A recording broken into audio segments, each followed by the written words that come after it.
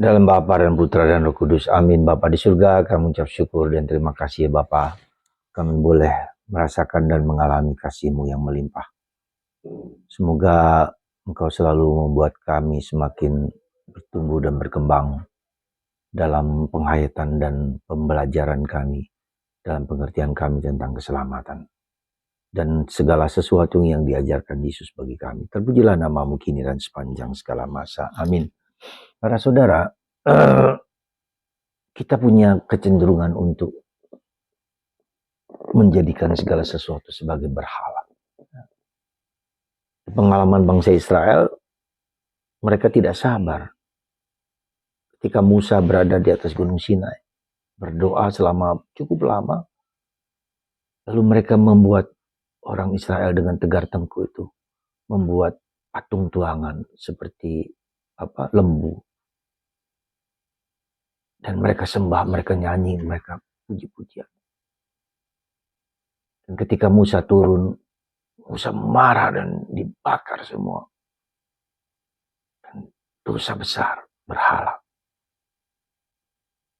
Berhala apa di zaman kita ini? Bisa juga kekayaan, bisa juga HP, bisa juga internet. Jujur, kalau kita tanpa HP bisa hidup, hampir sulit. Dan itu bisa kita menjadi apa? Menjadi berhala. Anak-anak kita berjam-jam melihat, mendengarkan HP dengan games dan seterusnya dari pagi sampai pagi. Ya, semacam ketagihan judi online. Itu juga ya, ada banyak hal yang membuat kita terperangkap untuk membuat sesuatu menjadi berhala, menjadi bahala bagi kita. Kemarin dilihat di YouTube ada pendeta-pendeta karismatik yang dari Afrika dan juga dari Amerika yang super kaya, mempunyai pesawat pribadi, mempunyai mobil mewah, Lamborghini, bukan hanya satu, banyak kali ada 10 rumah mewah dengan segala. Coba bayangkan, mereka mendapatkan uang untuk manipulasi agama untuk mendapatkan sesuatu. Berhala.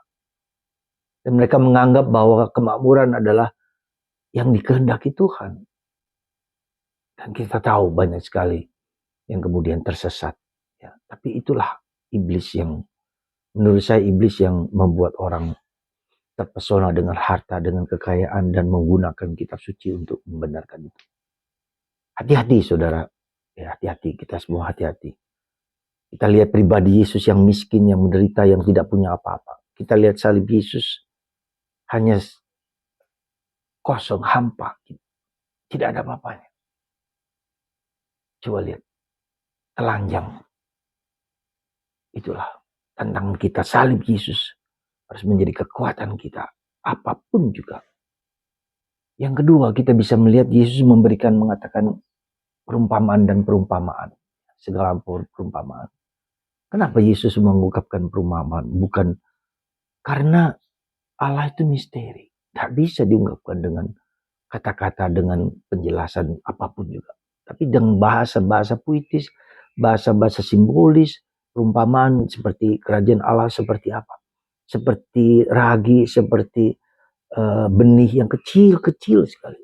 Artinya apa? Memang Allah adalah misteri. Tetapi Allah menggunakan hal-hal yang kecil sekali.